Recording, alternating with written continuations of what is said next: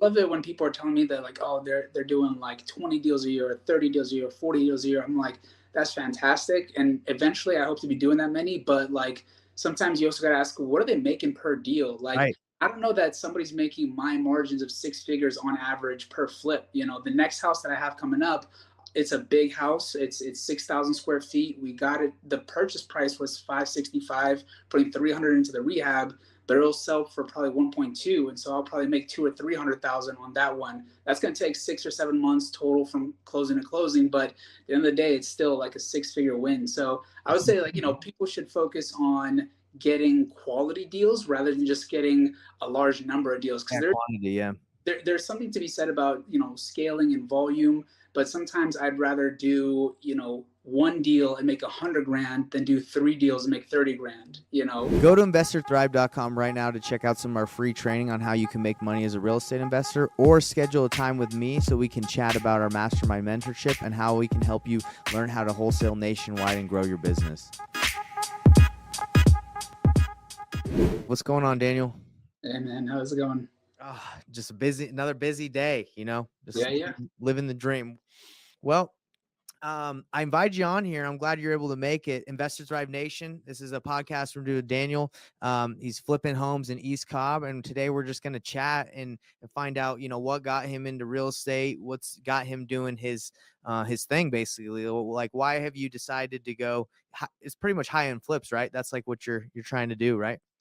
Yeah, I would say it's high design, and then I've done a number of houses that are entry level, some are mid level, and some are seven-figure homes. So, just like to focus on doing good design with quality materials. I think that comes across as high end, but really I've had starter homes and I've had luxury homes. So, High quality. I I like that. Sweet. Well, Investor Thrive Nation, thanks for tuning in. Please like, subscribe, hit the bell icon. And for people that are watching live right now, thanks for tuning in. If you have questions, ask your questions. And at the end of the podcast, we can answer them. Any questions you have for Daniel. And then Daniel, if you would like, you can share your social media stuff so people can reach out to you if they have any questions for you on how you're doing what you're doing. Is that cool? That works. Okay, so let's just dive right into it, man. So what got you into real estate? I know you were probably doing something else before flipping, right? I was in banking for 10 years on the trading floor, so pretty fun time, so from 2012 to just recently when I went full-time real estate. But I got into real estate because I had kids, and so my wife and I were looking for a house, and I had always bought my primary residence as I was an analyst and kind of got out of college. But at some point, we wanted a yard. We wanted a good school system, and so East Cobb in Marietta is kind of the place where people go. But even after working in banking for a few years, I really couldn't afford anything other than a fixer-upper in the neighborhood that I'm at right now. Mm-hmm. So, we found the worst house in a great neighborhood, and we totally gutted it. And that's kind of how it started. And then, I learned a lot, made a lot of mistakes, along the way. But, I kept getting better with every house. And so we did our primary residence, this house I'm in right now. Then I bought my first actual flip investment property, Mm-hmm. had to go through evictions to get the tenants out. One guy I had to evict twice, and that's a different story for another time. Well, But you got to tell us that story on here. You got to tell us that story sometime. I was a nice guy, and I was trying to let people like, hey, you need to either pay rent or move out. And one guy was basically the worst tenant, so I had him evicted. Judge Mhm. gave me the eviction order, but I was still trying to be nice. I was like, hey man, I could come with the sheriff.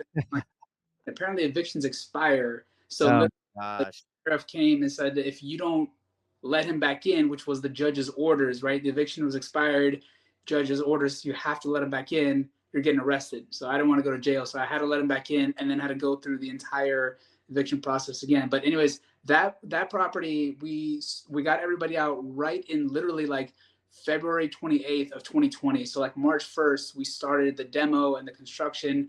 That was the beginning of COVID, right? I mean, literally it just started to Were you turn. scared, bro? Were you scared when COVID hit and you had this house? I was glad that people were out. So that was the main thing, because it was a night. It took like 6, 7 months and thousands of dollars to get them all evicted. So I was like, finally, I got everybody out. I didn't know what the real estate market was going to do necessarily, but I figured, I'd do an okay flip, medium. I had no idea what I was doing in terms of flips. Mhm. And then once I was getting through construction, I had the drywall up. I was looking at comps and everything. The same person's name kept popping up as the agent for a lot of the best comps in the area. So I Yeah. literally called that agent. I said, "Hey, I see you doing a lot of business in this area, and the houses are beautiful. So would you come and give me advice on mine?" It turns out that he was the investor and the agent selling them. So No. he became like a mentor to me, and he said, "Hey, you need to make sure you put in at least these level of materials, these levels of finishes. Don't go cheap, don't go laminate, don't go 99 cents a square foot stuff, go Mhm. quartz." And we ended up sending the highest comp for that property in the area. So people were using my house as a comp for other, wholesale deals, fix and flips. And so from there, I did a couple more deals. It was all during COVID, and obviously the market was appreciating. So we did really You well on all of it. crushed it. Uh, again, the market was really good, but I've averaged six figures on all my flips in the last few years. So, Feels um, good, doesn't it? yeah, it feels good. A lot of them, they were all full guts though. So only just recently did I do my first flip that was literally cosmetic. I did new carpet, new paint, changed the light fixtures, the doorknobs, just basic stuff. Light It's rehab. under contract. I think I bought it for 380 from a wholesaler. Put like 20 grand into it for the cosmetic stuff, and we just got under contract at 510. So that'll be Oh, yeah, after commissions and everything, probably like a 60-70 thousand dollar profit for just a cosmetic deal. bro, and that's like, was it like a 3 month hold time or 4 months? How long did you hold on to it? I mean, so the prior owner needed 30 days to move out of it, so we held it for a month. The actual construction of paint and carpets and whatever took about 30 days. And so we just went on a contract last weekend. And so 3 weeks from now. So it'll be less than 90 days from closing to closing. Dude, So that is amazing. And that's why wholesalers are so useful for us. Like I'm flipping right now, but also like we wholesale, but now we're keeping a lot because as a wholesaler, I would be like, look, I'm just trying to make 10 or 15 or 20. So that wholesaler probably made that, gave it to you, and you're gonna make 60 with about a month of work, like of yeah. actual legit work. Um, it's awesome, isn't it? Yeah, and I think that people really underestimate like networking, right? It's like I try to get to know every single wholesaler operating in my area because they might have a deal at some point that, oh yeah, we did a deal like 3 years ago and now we're doing another deal, right? So the more people you know, obviously the better. But then at the same time, I make offers to wholesalers the same way like I make offers to, for sale by owners or some Yes. on the MLS, right? So the wholesaler initially, I think he was asking like 420 and I got him down to like 380. So he ended up scraping like 5 grand out of it, which is still great for him, for an assignment fee. Yeah, for sure. Yeah. But so And it's so great, especially if he couldn't sell it to anyone else. He It's better to make nothing and make something than nothing. oh no, I just think I was the first one and I was the most aggressive. Like I jumped on it. I actually started with a low ball offer at 350, which I knew he wouldn't take, but like he Yeah. started at 420, I went 350, we met somewhere in the middle, like 380. Good And so job, man. he still made a $5,000 assignment fee, which is nice. But it was still a good deal, and I'm looking at other deals that he's got as well. So it was a nice story. So that's That's that's basically the real estate journey. It started with my own personal house, and now we're doing. I think if I close this will be the fifth deal I did in the last 12 months, and I'm hoping to do another five before the end of the year. I think that's awesome, man, because as I started out wholesaling and I'm teaching you like how to find those leads and stuff like that. But as a wholesaler, like you have to do more deals and you're getting like less, your assignment fees aren't always that big. They're like average of 15 to 20. But what you're doing is you're like, hey, I don't need to be doing 5 flips a month yet, right? You're like, let me do one or two, work my way up, and I'm making big spreads, right? Yeah, So that's awesome. And that's kind of what we've been doing too, is we've been sprinkling flips in with wholesales. Like we have a flip closing tomorrow that is 88K that we're making on it. And same situation as you. Bought it, carpet paint, listed, gone within 3 months, 90 days, you know? perfect. That's awesome. Yeah, Yeah. listen, I love it when people are telling me that like, oh, they're doing like 20 deals a year, or 30 deals a year, or 40 deals a year. I'm like, that's fantastic. And eventually I hope to be doing that many, but like sometimes you also gotta ask, what are they making per deal? Like, Right. I don't know that somebody's making my margins of six figures on average per flip. The next house that I have coming up, it's a big house. It's 6,000 square feet. We got it. The purchase price was 565, putting 300 into the rehab. but it'll sell for probably 1.2, and so I'll probably make 2 or 300,000 on that one. That's going to take 6 or 7 months total from closing to closing, but at the end of the day, it's still like a six-figure win. So I would say, like, people should focus on getting quality deals rather than just getting a large number of deals, because Yeah, quantity. Yeah. there's something to be said about scaling and volume, but sometimes I'd rather do one deal and make 100 grand than do three deals and make 30 grand. It's still Yeah. a total dollars of profit, but it's fewer times you gotta get financing, it's fewer times you gotta send your painter to a house or your electrician or whatever else. So I try to focus on bigger tickets, even if that means fewer of them. And I'm in agreement with you because average wholesale fee for most people it's like 15K. Some people in California they're like at 70, right? It depends on the market you're in, Sure. but yeah, you do 5 or 10 wholesale deals a month. That's 5, 10 deals you have to take to title. You got to like make sure everything is going smooth. Um, I don't know. Do you know who Jerry Norton is? Do you follow him at all? Like seen any of his YouTube videos? Seems familiar. I've probably seen him around, but I don't actively follow him. Yeah, it's all good. So he's one of my mentors and he flips high luxury, like high end stuff in the millions, 2 millions, 3 millions. And I think his average, he was selling me like on one flip, he made like 2 million on a flip, right? So just look at that. Like, okay, you can be a wholesaler and you can do 10, 15 deals a month, or you can spend your whole year on one giant flip and then be done and be like, make more than you probably would have as like doing all that volume, right? Yeah. Yeah, exactly. I mean, so the big one that I'm working on right now could be 2 to 300,000. It's a lot of square footage. It's a lot of big ticket items, right? And it's going to be a seven-figure flip. So I hired a designer, I hired an architect, make sure that I'm not just drawing this in crayon and trying to think of things that I like. I want professional help. So between Right. agent, who's more like my mentor, he plugged me in with a lot of his teams, his architect, his designer. So this thing's gonna be sick. And I'd rather do, a few of those. I'd rather do two or three of those, make a 500,000 a year and be, really well positioned than do 10, 15 deals where I'm scraping 30, 40, 50. Not that that's a place to start, but it's just my personal preference. Yeah, and what you're saying, what I'm saying, it's not bad for anybody that does whatever model. I think it's risk tolerance, right? Right. Like you are willing. Some people wouldn't want to be holding on to a house at 500,000 and putting in 300. They might feel like that's really risky. But for you, you're like, hey, the reward is there, and I got to do like you said, maybe less work than 10, 15 deals to get that amount of money, like that profit. And I think you're positioning yourself really well because if the market, they say it's cooling down, we'll see what happens. But your homes that are done with high quality, high end quality, like they're gonna sell before, like faster, or gonna be more, I guess, sought after than someone that does a crappy job. Especially when the market cools, they're gonna want the best houses. I think so. I think, the things that I've been taught have been the three P's, right? There's product, placement, and price, right?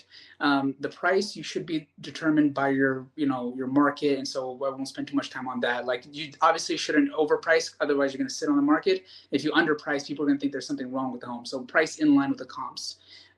Placement is all about staging and photography, right? You see a lot of people that use their iPhone and have an agent do iPhone photos, and those are terrible, right? And that's just not going to excite anybody when they see the house, or they do cheap virtual staging. Like, you're selling, the way my agent says is, you're selling more than just sticks and bricks, right? Yeah. You need the idea of the home, and that comes with staging, that comes with photography, with placement. And so we've got a really good staging company, and I'll be honest, it's probably one of the most expensive staging companies. On this cosmetic one, I spent 4,200 on staging, which is more than I spent on paint, which is more than I spent on carpet, right? The Wow. staging alone is 4,200, but it looks incredible. We had so many showings, right? Is that the one that you just listed? You just told me that is under contract? Yeah, exactly, That thing exactly. looks awesome, man. That Yeah. thing looks really good. So sorry, this is my 3-month-old in the background, if you can hear. I Um, I actually can't hear, so it's all good. but product is the biggest thing, right? And for me, I like the total gut jobs, because when you're flipping a house, it's hard to decide. Okay, well, I'm gonna keep the roof. I'm gonna change a couple of the windows, but I'm gonna paint the cabinets, right? When you go kind of, it's not new, but it's old, but it's been painted. Those are the hardest ones, because you got to decide, if I'm gonna spend $1, am I gonna get it back? Is there gonna Mhm. be $2 of return on that? But when you do a full gut, man, you're not saving the flooring, you're not saving the kitchen or the bathrooms or anything. You're going to change the roof, you're going to change the windows. It makes it easier to budget too, because you can do a line item by line item. There's no surprises because you've already budgeted for a roof. Even if there weren't any leaks, you know, to get that top dollar, to get that product, to get that high quality finish, you're going to need a new roof. You're going to need a new windows. You're not just going to paint the old wooden windows. You're going to go with quartz instead of, you know, level one granite that you see sometimes people do. So I think it's just a lot easier mentally when you go for a full gut because there's no surprises. You just budget for brand new everything, brand new HVAC and water heater. Like unless it's been changed in the last couple of years, buyers just want the new water heater. It costs you $1,000, but it's part of the entire package of a basically brand new home, right? So that's what I'm talking about when it comes to like the top product. And that's interesting because you're right. Like when I was just looking at a house. Me and my wife is from Canada, and we were looking at a home that we're possibly potentially going to buy. Or we're always looking, right? Because we want a vacation home in Canada. And when you see that new water heater on there or the new AC or whatever, you're like, ooh, it's nice. You feel like you're getting like literally a brand new house, even though it was built in the 50s or 70s or whenever. Yeah. And I mean, like, it's a lot easier when, you're doing like your seller's disclosures, right? New HVAC, new windows, new water heater, new electrical, new plumbing, new electrical panel, right? I've had to replace concrete driveways. And when you have a product that is done well, right? Mhm. It stands head and shoulders above everybody else. So, like you said, even if the market does rebalance or cool off or whatever, buyers are going to gravitate to something that's turnkey and that's Yeah. done well. And I can rep to them that yes, all of this is brand new and is warranted. And if there's ever an issue, here's a company that did it. They'll stand behind their work. Yeah, there's power to that for sure. And I think I'm excited for you because I think you're well positioned with the skill set you have. And another thing is by going for those complete gut jobs, I'm sure your competition to get those deals is lower. I mean, I'm sure there's flippers that are like don't want that, right? They're like, oh, that's scary. Or have you kind of noticed that maybe by going for like bigger rehabs, like there's less competition on those? Yeah, and I think especially in the East Cobb neighborhood. So for anybody watching who's not familiar, you know East Cobb Marietta is a really family-friendly neighborhood. It's got some of the top schools in the state, and so the starting point for a lot of flips out here in the suburbs. I mean, a fixture goes for 400,000 or 500,000 plus, right? So that already eliminates a lot of the competition because the folks working inside the city of Atlanta, a fixture there might be 150 to 250 to 300 depending on the location and the size. So just at a higher price point, there's fewer people swimming with these kinds of entry level tickets, and then it's a higher rehab on top of it, right? So all in investment can be easily north of 600,000 total, right? Mm. So on average, we're not talking about your cosmetic lipstick job. So I think that by itself already eliminates a lot of the competition. And then there are fewer wholesalers operating up here. There are fewer flippers operating. There's people who will buy a house even as a fixer just to get into the school system, and they'll fix it up over time. So I think there's less competition for a number of reasons, but I think if you can find your niche in this area, I think I've done really well so far. That's awesome, man. And I grew up there. Grew up at Yeah. Pope. I went to Pope High School right off Shalford Road. Oh yeah, yeah, yeah. That's like 7 minutes north of me. Yeah. It's crazy, man. Small world, right? Yeah, I mean it's crazy because I think one of the best things investors can do for themselves is really understand their markets, right? And the reason I bring this up is because in this local market, the difference between a house that's in the Walton School District versus in the Wheeler School District. I mean, literally the next street over, the same floor plan, the same age, the same condition. That value can be anywhere between $50,000 and $100,000 difference because it's in a different school district. Now, Wheeler by itself is a great school, but that there's so much more buyer demand for Walton. So just Yeah. knowing your pockets and knowing your niche and knowing what are the driving factors for that neighborhood is I think is what new buyers and new investors should be focusing on. Man, I love the data. That's data you're diving into, right? Like you're trying to find out, understand your market. I was interesting. My buddy that I grew up with in Georgia, two of them came and visited me 2 weeks ago, like a couple weeks ago, and we were talking about the schools that we went to, right? Because we grew up and went to Pope. You got Laster, got Walton, and we were like, I didn't really realize it, but going to those schools, those were really great schools in that area, right? So exactly what you're saying is like, I took that for granted. I didn't know, but it's true. As an investor, you're like, hey, these areas are money because people love the schools. So if I can get something in this area, it's going to be able to sell quicker than in the Wheeler district. Just like what you said. I don't think a lot of investors think like that. So how did you kind of get that mindset if you're of knowing that those are the schools that demanded the highest I guess return? I just looked at who was charging the highest prices, right? If you looked at, some of the things, if you just pulled up the MLS locally here and you saw one house that's in Walton, one house that's in Wheeler, without knowing which of the school districts it fell in, you'd be like, oh, this house is $100,000 cheaper. I should go after that one, right? And like, oh, this one's $100,000 more expensive. Nobody's going to buy that one. And then it ends up selling faster than one in Wheeler. And you start diving into it, and it just kind of becomes a very apparent pattern that people want that school district, right? And so if you're someone who, so like the cosmetic one that I'm doing right now, I'll be honest, there's a big power tower right behind it. It's kind of Yeah. got a steep grade, and because I didn't do a lot of the systems updates, it was just a very cosmetic refresh. We only listed it at 500. We got a couple offers right at 510, so we priced it appropriately. And even though we didn't do the full gut job, we knew that the buyer for that house was someone who wanted to be in the Walton School District but couldn't afford six, seven, $800,000 home, right? So by knowing your school districts, by knowing the driving factors of why people want to buy in that area, you can overcome things like power lines or steep grade or very little yard, because that's not the most important thing, right? Yeah. If I sunk $100,000 into that rehab, I probably would have been about the same profit margins, right? I would have spent $100,000 more, but the house would have only sold for $100,000 more. And so that's what we decided, just to go with the cosmetic rehab, and then let an owner occupant who wants to be in that school district kind of take it wherever they want to go after the fact. That's so cool, man. And I remember you talking to me about this. That was like your direct thought process, and it came true, right? Yeah. It literally happened. What you said happened. That's so cool. Um, and I think it's really important. Most of the people that watch this are wholesalers, right? They want to find the deals for the flippers. And as you're kind of in the flipping process, you're already doing that. And I'm showing you how to find those deals so you can source them yourself, right? Because you definitely can use, wholesalers, networking, Sunday, different platforms. That's how we get a lot of our deals. But it's also you can get deals from, targeting those areas of marketing.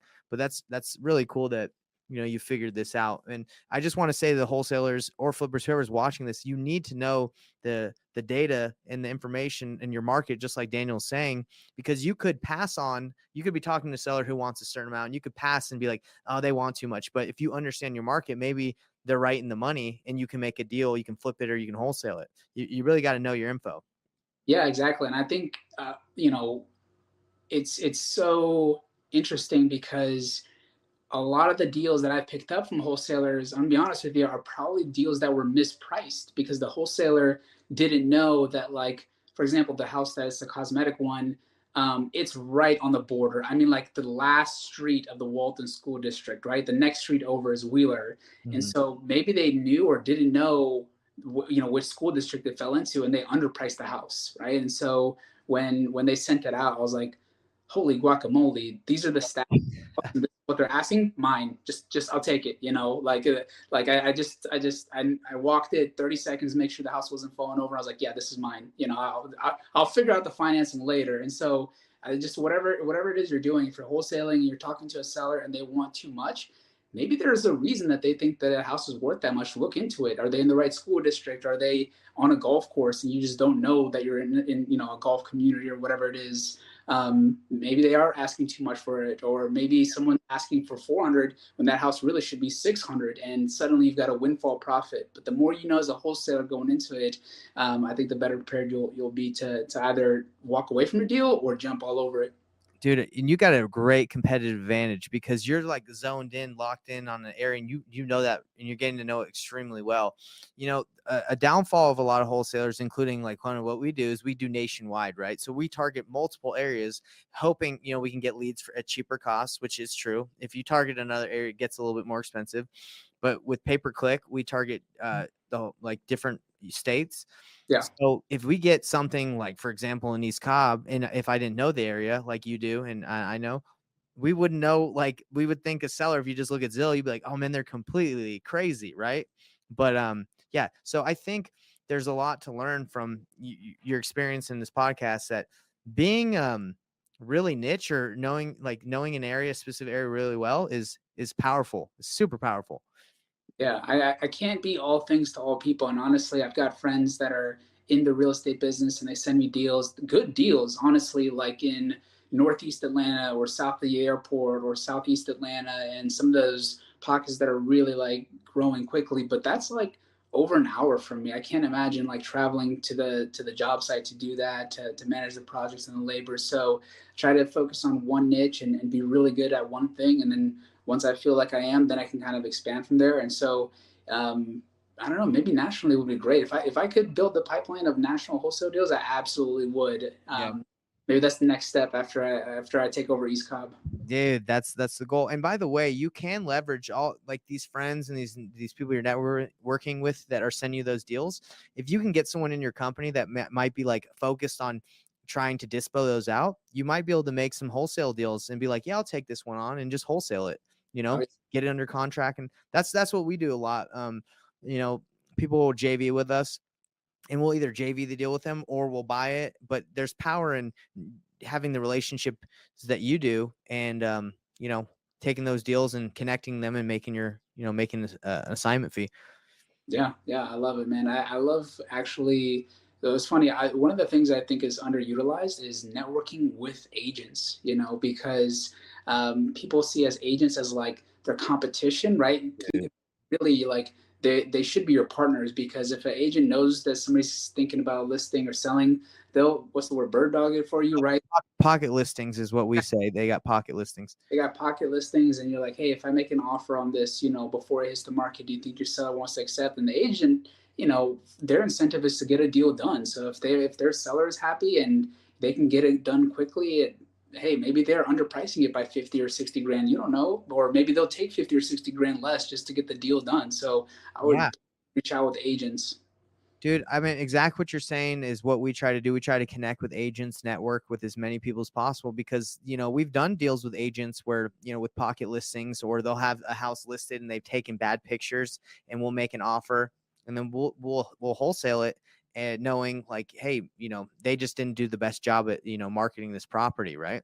Yeah. So, no, that's exactly true. I mean, that's so true. Like, a lot of people go into this business and they're like, let me spend a ton of money like on marketing. It's like, hey, if you just network and you do a little here and there, and are, like you said, if you were to reach out to every agent in East Cobb and you were like the go-to guy, like, hey, I buy houses and I'll literally close on them within a week, like, you're going to get deals. Oh yeah, oh yeah, and again, networking with other wholesalers too, because I'm still new at the wholesaling part, so I feel like, for example, there was a house a couple streets over that I saw, like, I thought was maybe a moving vehicle, or like they're just either buying furniture or selling furniture. I didn't know exactly what was happening, but I knew it was old folks that lived there. The house was older, and I turned it to one of my wholesale buddies. I was like, hey man, can you go run this down for me? Like, if you can get it under contract, I'll pay you an assignment fee, whatever, 5-10 grand, and then we both get a deal. Like, he's the expert at negotiating and calling and the scripts, and I'll get there myself eventually. But for right now, I was like, man, I saw this deal, and I'm not afraid to turn it over to this wholesaler because he and I have a good working relationship. If he can get it under contract for me, then I know he's going to show it to me first, and that we can do a deal. And if I can't do it and he still wants to wholesale it to somebody else, he's Right. got investors that can, he can dispo too. That's awesome. So you're like, hey, buddy, track this bad boy down for me. Yeah, why not? Because they're the experts at it and they do a lot of deals. And I've never seen people like try to, we have VAs and we have cold callers and we have skip tracing, and I feel like nobody has ever thought about, hey, here's a house, it's on my block. I know the old folks that are living are thinking about moving, maybe not. Go track it down, go bird dog it for me, because I'll buy it. Here's the price that I'll buy it. Anything you get below this price, that's your spread. So if I'm willing to pay 400,000 for a property and you can get it for 200,000, great, I'll pay your 200,000 assignment fee, no problem, because I told you what I wanted to pay for it. That's So good. you know And I know a new wholesaler, experienced or new, would love that. They'd be like, oh, you're telling me if I can get this house for this price, you'll buy it. Okay, let me just go try and negotiate it. yeah, That sounds like a good move. I'm And telling you the buy box or anything. I'm telling you this specific address, here's a photo of it, go and get it. yeah, that's awesome, man. That's really cool. Well, it sounds like you got a good strategy going, and you joined the Investor Thrive Mastermind, and I'm trying to give you as much I guess help or I don't even know the word. I'm gonna provide value. Value, yeah. Yeah, mentorship and value, because I want to help you succeed, man. Because I really believe like you can use the different platforms that we use, and you can use leverage your relationships to get deals. But I also believe that with targeting those specific areas with either mailers, cold calling, and just pulling those lists in the area, you're gonna be able to get some deals out of there. Yeah, absolutely. I literally the reason I haven't dug into it more is right now my hands are full with 3 flips. I got 3 kids, but also got 3 flips right now, and they all should be done within like 4, 5, 6 weeks. And then I am cracking that blueprint open, baby. I've got list Track pull, that thing. cold callers, everything. So it's gonna be a great summer because it's gonna be a ton of learning for me. I know I've got you guys as a resource and Sean, and so I'm looking forward to it. And I gotta put these projects to bed first, close them, make my cash, and then hit the ground running on the next set of deals. I love it. And you said Sean, have you talked to Sean Hayes? I haven't, but I've seen him active a lot. I saw on the deal analysis earlier today he was talking, so I've heard him, I've seen him work, but I haven't spoken to him directly. Dude, you should reach out to him when you get some time. He's a great resource because we went to Pope and we know a ton of, not only do we work in there, but we know a ton of agents in the area that we could connect you with that specifically do East Cobb, in those specific school districts. So, we can connect you to some people in there that you might already even know. But like one of our buddies is named Ross Hester. They got like a brokerage called the Hester Group or something like that. Have you heard of that? I know that group, yeah. Yeah. So his Ross went to high school with him, and I think his dad owns the brokerage or something. So Hmm. we'll have to put you in, unless you're already in contact, but maybe I'm sure they come across some deals that they might be able to send your way. Yeah, well, one of the things I do is, like I said, I see, for example, a house I'm working on right now. It's in a really nice subdivision, and I see somebody else that just listed a flip there. They listed it at like 630, right in line with the comps. And I talked to the agent, and she's really cool. And she's like, "Oh yeah, we actually are under contract, not at 630 or 675, and we just appraised." So it's like, "Oh wow, well I got this other flip that I'm working on right now, and it's." If you guys appraise at 675, nothing personal, but my house is better than yours. I opened up, Yeah. I know the layout of all these houses; they're all the same, and so you guys kept these walls. I opened up these walls, so my flow is better. My floor plan. So if you guys close at 675, I'm listing at 699. And just having those relationships and that information is crucial because it's market intelligence, and it's about, like I said, going back, is are you priced appropriately relative to the comp? And so it's just I think we're saying the same thing over and over, but it's a huge relationship business. Well, I love it, man, because this whole podcast, we could sum it up. We've hit on some really great stuff, but if you don't understand your market, you need to understand it, because you could be leaving a lot of money on the table as a wholesaler or as a flipper if you don't understand like your market and how to price stuff. So Yeah, it's been absolutely. awesome, man. Well, I'm here to help you out, and I'm glad that, we have this working relationship, and I'm excited for your growth. Let me ask you this before we end: do you have one nugget you could drop to Investor Thrive Nation for people to implement? Like, do you have one thing you'd like to tell the people out there? Yeah, I would say if you're out there and you're thinking about, how do I do this or how do I do that, you got to learn by doing. I can tell you about swimming. You can listen to podcasts about swimming. You can go and network with the best swimmers in the world. But until you get your butt in the water and start, even if it's a doggy paddle or just floating in place, you will not learn how to swim. So go out, learn by doing. You'll make mistakes. You'll learn along the way and find mentors. But you gotta learn by doing. That's the only way that you're really gonna grow in this business. Bro, I love that so much. I was listening to a podcast earlier today about this girl who just said, she would prefer boldness, being bold, over intelligence. She says it's both important, but bold people, they just go for it. They take action, right? Just like you're saying. And intelligent, not saying that you can't be both, but intelligent people like to think about it, analyze. But the people who are bold that just go out and do it, they sometimes accomplish more because they're like, I got to go learn. And having a mentor, taken a lot of coaching. What they don't really make you do the actions. They kind of guide you and kind of coach you along the way, but you got to go do it. You got to go swim. for some people a little higher level if they're just wholesaling, but this is what it happened. This is what happens. You get into deals, then you start flipping, then you start keeping, then like you start lending your own money. There's levels of this, and it's exciting. Love it. All right, brother. Well, it's been a pleasure, and we're going to keep working together. And anyone that needs my man in East Cobb, you know where to go. Daniel, right there. Thanks, Nate. Good to see you, man. Later, brother.